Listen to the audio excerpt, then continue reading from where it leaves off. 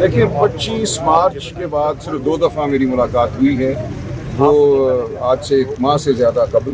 اس سے پہلے تقریباً 2 ماہ نہیں ہونے دی گئی، پھر بیچ میں 2 دن ہوئی اور پھر اس کے بعد 1 مہینہ اور گزر گیا.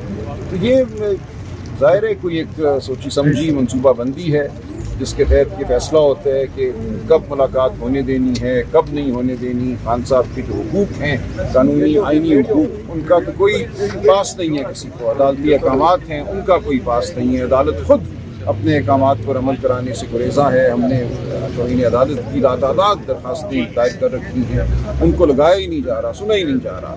اور اب اگلے ہفتے سے چھٹیاں آ جائیں گی ہائی کورٹ کی. یہ آپ کے سامنے ہے پورا ہمارا نظام جو ہے، نظام عدل آپ کہہ لیجئے، نظام جو ہمارا انتظامیہ کا ہے.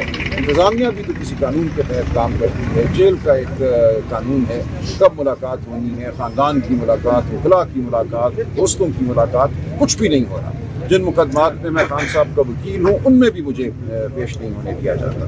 یہ بالکل مکمل ہمارے نظام کی نفی ہو چکی ہے. ہم ایک جنگل میں اس وقت جی رہے ہیں. یہ بتائیے گا، توقعات تھی آپ کی کل جو فیصلہ محفوظ ہوا تھا لاہور ہائی کورٹ میں 9 مئی کی ضمانت کی، آج وہ مسترد ہوئی ہیں، کیا کہیں گے؟ یہ افسوس کی بات ہے، یہ بہت افسوس کی بات ہے.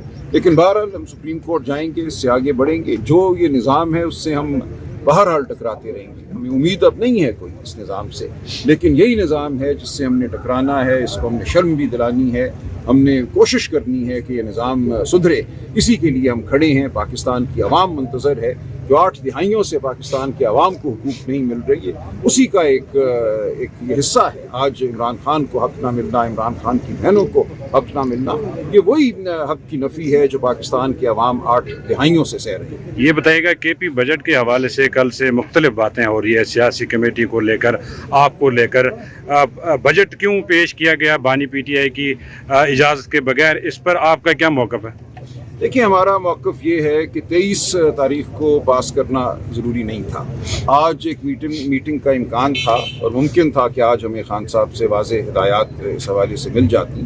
ابھی کل پرسوں بھی ممکن ہے، شاید کوئی مقدمات لگیں. جب تک ممکن تھا ہم روک سکتے تھے اس بجٹ کے پاس کرنے کو. لیکن یہ ہے کہ 30 جون تک ہمیں بہرحال پاس کرنا تھا، ماں سوائے یہ کہ خان صاحب کی جانب سے ہدایت آتی کہ پاس نہ کرو. اس صورت میں یہ ہوتا کہ 1 جولائی کو صوبے میں تمام اخراجات جو ہیں وہ رک جاتے. اسکول، ہسپتال، کالج، تھانے سب رک جاتے.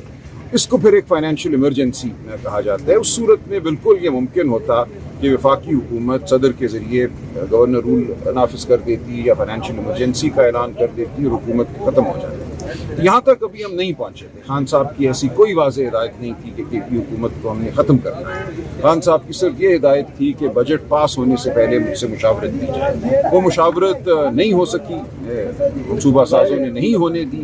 لیکن ابھی چند دن باقی تھے. ہم سمجھتے ہیں مشاورت کی کوشش ہمیں جاری رکھنی چاہیے تھی اور انتظار کرنا چاہیے تھا. اس لیے اس حوالے سے سوال اٹھے ہیں کہ 23 تاریخ کو یہ بجٹ کیوں پاس کیا. پولیٹیکل کمیٹی نے یہ فیصلہ کیا تھا کہ بجٹ پاس کرنے کا 30 تاریخ آخری دن کہا تھا کہ جتنا ممکن ہو سکے روکا جائے اور خان صاحب سے ملاقات کی کوشش کی جائے. آپ سمجھتے ہیں آخری دن تو بہرحال پاس ہونا تھا، ماں سوائے یہ کہ خان صاحب کہتے ہیں مت پاس کرو اور اسمبلی کو تحلیل ہونے دو یا حکومت کو تحلیل ہونے دو. چونکہ ایسی کوئی واضح ہدایت نہیں تھی کہ اسمبلی کو یا حکومت کو ہم نے تحلیل کرنا ہے، اس لیے سیاسی کمیٹی، پولیٹیکل کمیٹی نے یہ کہا کہ بجٹ پاس کیا جائے لیکن جہاں تک ممکن ہو خان صاحب سے مشاورت کی جائے. نہیں، پولیٹیکل کمیٹی کی طرف سے کوئی ٹائم فریم نہیں دیا گیا اور یہ ٹائم فریم تو یہی ہے نا جی، 30 جون آخری دن. آپ سمجھتے ہیں یہ عجلت میں کیا گیا؟ جو کے پی اسمبلی نے کیا ہے بظاہر وہ اجلت نہیں کیا ہے. بیرسٹر صاحب کو ملاقات کی اجازت دے دی گئی، باقی لوگ آپ سارے یہاں کھڑے ہیں، اس کی کیا وجوہات ہے سر؟ پوچھیں نا آپ منصوبہ سازوں سے پوچھیں.